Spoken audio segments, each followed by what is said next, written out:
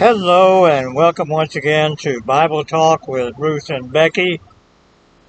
It's a beautiful evening here in Chattanooga, Tennessee. We hope it's just as nice where you are. We're ready for Genesis chapter 38, the story of Judah and his daughter-in-law Tamar, which seems to interrupt. We've just gotten Joseph down to Egypt and the household of Potiphar, captain of the guard of the Pharaoh. And we'll pick up with that story as we move into chapter 39. Why is this story about Judah right here in the middle of the Joseph story? I don't have a clue. Becky has no clue. Since I'm the professional religious guy, I'll have to suggest a couple of possibilities. One is that there wasn't any other place to put it. Oh, dear. That's a good reason. I could have come up with that one. Judah is the only character besides Joseph in this story to undergo a transformation of his character. This is the start of it here, and we'll follow it on through to the end of the story. And also it makes a contrast with chapter 39. Both of these chapters involve someone being seduced by another person, and different outcomes in both cases. Those are my two possible reasons, and I'm sticking to them. Becky, would you please read chapter 38, the first 11 verses? At that time, Judah left his brothers and went down to stay with a man of Adullam named Hira. Hira's good. I would prefer Hira, but either way. There Judah met the daughter of a Canaanite man named Shua. He married her and made love to her. She became pregnant and gave birth to a son who was named She conceived again and gave birth to a son and named him Onan. She gave birth to still another son and named him Shelah. It was at Kezib that she gave birth to him. Judah got a wife for his firstborn, and her name was Tamar. But Judah's firstborn, was wicked in the Lord's sight, so the Lord put him to death. Then Judah said to Onan, "Sleep with your brother's wife and fulfill your duty to her as a brother-in-law to raise up offspring for your brother." But Onan knew that the child would not be his. So whenever he slept with his brother's wife, he spilled his semen on the ground to keep from providing offspring for his brother. What he did was wicked in the Lord's sight, so the Lord put him to death also.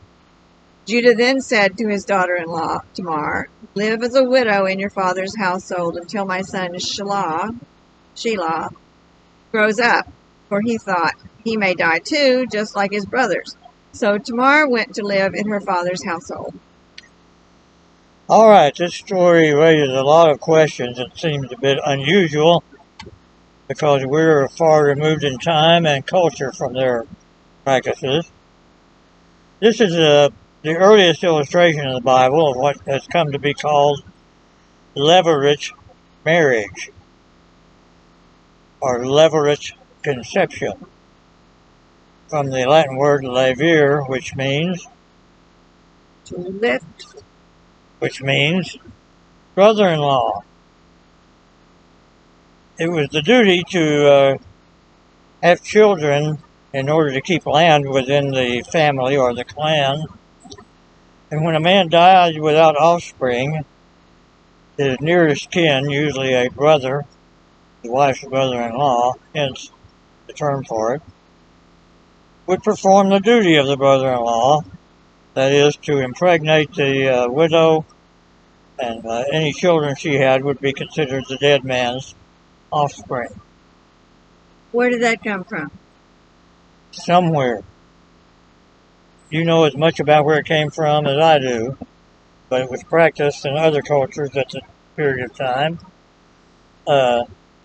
But especially important in Israel because they wanted to keep the land within each tribe that God was going to give them.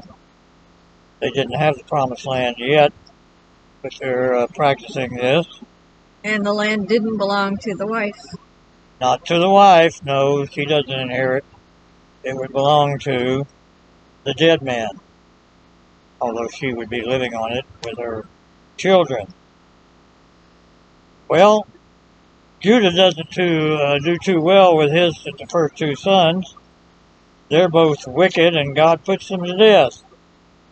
I believe this is the first time in the Bible that it said that God put someone to death, so they must have been pretty bad. Onan, the second son, didn't want to have children for his dead brother. Thinks it will somehow impinge on his inheritance through his part of the family. I don't quite understand that. There's a lot in here we don't understand. But in the Middle Ages, the Catholic Church misinterpreted this passage to apply to what they called Onanism. I heard of that. And what is Onanism? Don't ask me. You have to explain this one. I'll explain it. According to the Catholic Church, it refers to masturbation. They interpreted this to mean that Onan was spilling his seed on the ground because he was gratifying himself. Not what the passage says at all. He was practicing coitus interruptus, or not wanting to impregnate his sister-in-law. So is either one of them a sin? God interpreted this as a sin because he was refusing to do his duty as a brother-in-law. Yeah, but otherwise... Not because he withdrew, but because he was trying to get around what he was expected to do to keep the land where it belonged. So, strike one sin, right? Or two sins? Explain. Strike two sins. Right, yeah. Well, you said neither one of them was a sin. Oh, not in this passage. That's not what it's talking about. The Bible says absolutely nothing about masturbation anywhere. And coitus interruptus is not a sin necessarily. In this case, it's because he didn't want to give inheritance to his dead brother. Yeah, that's too damn. Well, Judah made a promise that he didn't intend to keep, that when the third of his sons grew up, he would give her Tamar to him to do the duty of a brother-in-law. Well, I'm going to read beginning in verse 12. Tamar is going to come up with a solution to this problem. In the course of time, the wife of Judah, Shua's daughter, died. When Judah was comforted, he went up to Timnah to his sheep shearers, he and his friend Hira the Adullamite. When Tamar was told, "Your father-in-law is going up to Timnah to shear his sheep," she took off her widow's garments and covered herself with a veil, wrapping herself up, and sat at the entrance to Enaim, which is on the road to Timnah. For she saw that Shelah was grown up, and she had not been given to him in marriage. When Judah saw her, he thought she was a prostitute, for she had covered her face. Now, some people, again, have misinterpreted this to think that wearing a veil indicated she was a prostitute. Oh, it just meant she didn't want him to know who she was. That's right. He didn't recognize her, and the Bible here in Hebrew refers to her as a zonah. He thought she was a common whore. Later on, she'll be described by another term, Kadeshah, which means a holy woman or a religious prostitute. In either case, Judah shows us some of his shortcomings. We don't know how long it's been since his wife died. It says he was comforted. That means the period of mourning was over. The first thing he does when he sees what he thinks is a prostitute is to try to make a bargain. So Judah, in verse 16, turned to her at the roadside and said, "Come, let me come in to you." For he did not know that she was his daughter-in-law. She said, "What will you give me that you may come in to me?" He answered, "I will send you a young goat from the flock." She said, "If you give me a pledge till you send it." And he said, "What pledge shall I give you?" She replied, "Your signet and your cord and your staff that is in your hand." Tamar has learned the hard way not to trust her father-in-law Judah. He makes a promise to send her a kid, a goat. She wants to pledge until he gets there. She gets his signet, which could be a ring or a cylindrical seal. What did they do with signets in those days, do you know? They used them to make impressions on warm wax to seal a letter or a document. Right. It's kind of like an official signature. Nowadays we might get it notarized.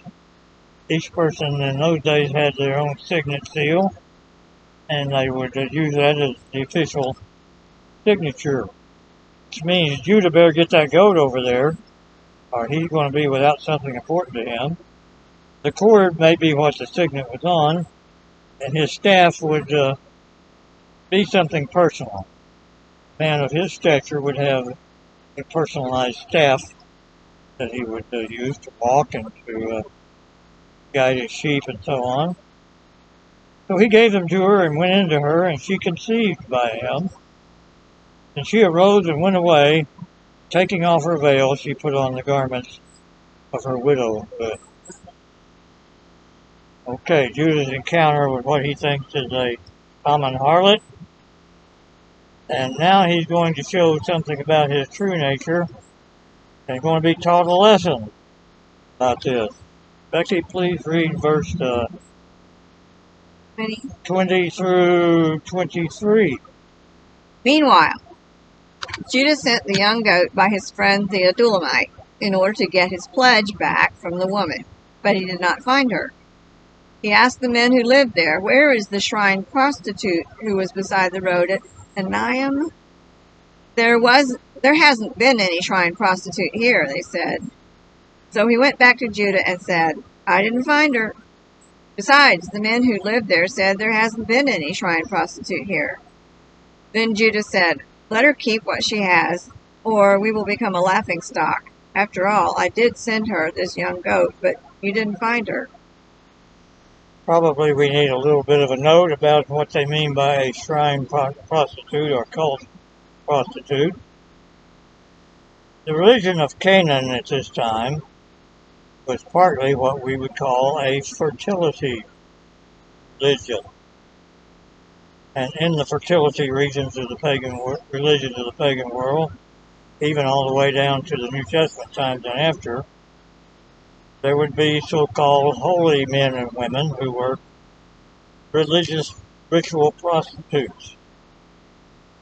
The religion involved a principle called imitative magic.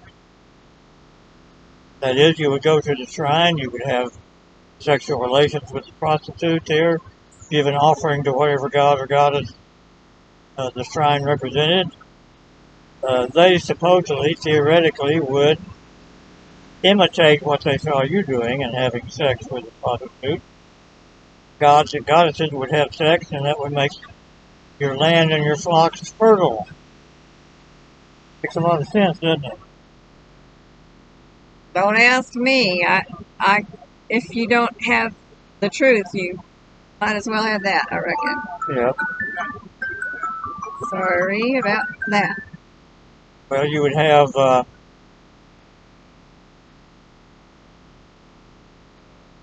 stop it.